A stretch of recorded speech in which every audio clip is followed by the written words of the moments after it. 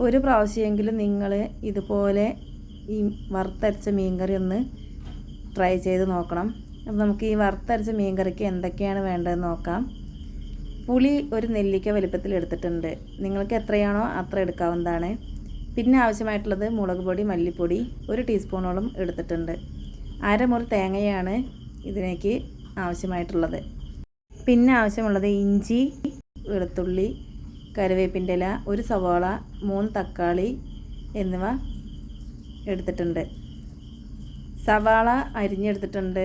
ഇഞ്ചി, വെളുത്തുള്ളി ഒന്ന് കഷ്ണങ്ങളാക്കി വെച്ചിട്ടുണ്ട്. ഒരു മൺചട്ടി അടുപ്പത്ത് വെച്ചതിന് ശേഷം അതിൽ കുറച്ച് വെള്ളം ഒഴിച്ച് നേരത്തെ കാണിച്ച പുളി പിഴിഞ്ഞെടുത്ത് ചൂടാക്കിയെടുക്കുക. ചൂടായതിന് ശേഷം തക്കാളി, 3 പച്ചമുളക് എന്നിവ ചേർത്ത് കൊടുക്കുക. ശേഷം മഞ്ഞൾപ്പൊടി, പാകത്തിന് ഉപ്പ് എന്നിവ ചേർത്ത് കൊടുത്ത് അടച്ച് വെച്ച് ഒരു 15 മിനിറ്റ് വേവിച്ചെടുക്കുക. ഒരു പാൻ അടുപ്പത്ത് വെച്ച് അതിലേക്ക് വെളിച്ചെണ്ണ ഒഴിച്ചു കൊടുക്കുക. വെളിച്ചെണ്ണ ചൂടായി കഴിഞ്ഞാൽ ആവശ്യത്തിന് ഉലുവ ചേർത്ത് കൊടുത്ത് ഉലുവ പൊട്ടിയതിന് ശേഷം ചിരകി വെച്ച തേങ്ങ ചേർക്കാവുന്നതാണ്. ഒന്ന് ഇളക്കി കൊടുത്തതിന് ശേഷം കറിവേപ്പിൻ്റെ ഇല, പിന്നെ സവാള, ഇഞ്ചി, വെളുത്തുള്ളി എന്നിവ ചേർത്ത് നന്നായി വറുത്തെടുക്കുക.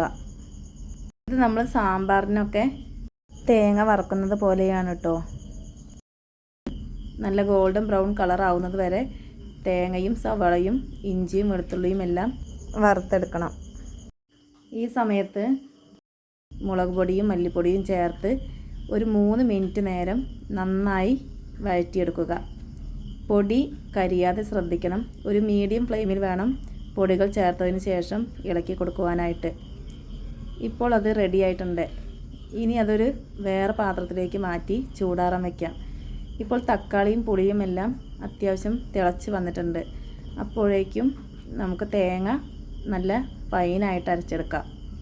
ഇപ്പോൾ തേങ്ങ നന്നായി ഫൈനായി അരച്ച് വന്നിട്ടുണ്ട്. നല്ല നൈസായിട്ട് വേണം അരച്ചെടുക്കാനായിട്ട്. തക്കാളി എല്ലാം വെന്തിട്ടുണ്ട്. പുളിയിലേക്ക് മീൻ ചേർത്ത് കൊടുക്കാം.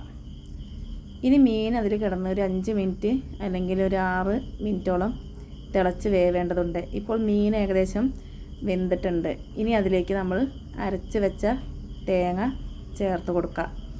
ഇനി ഒരു 5 മിനിറ്റ് മൂടി വെച്ച് നന്നായിട്ട് തിളപ്പിച്ചെടുക്കണം. ഇതുപോലെ നന്നായിട്ട് തിളയ്ക്കണം.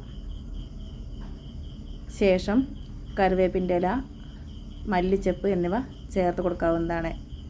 ഒരു പ്രാവശ്യമെങ്കിലും നിങ്ങൾ ഇതുപോലെ വറുത്തരച്ച ഏത് മീനായിക്കോട്ടെ ഇതുപോലെ ഒന്ന് ട്രൈ ചെയ്ത് നിങ്ങളുടെ അഭിപ്രായം കമൻറ്റായി അറിയിക്കണം. വീഡിയോ നിങ്ങൾക്ക് ഇഷ്ടമായാൽ ലൈക്ക് ചെയ്യാനും സബ്സ്ക്രൈബ് ചെയ്യാനും മറക്കരുതേ.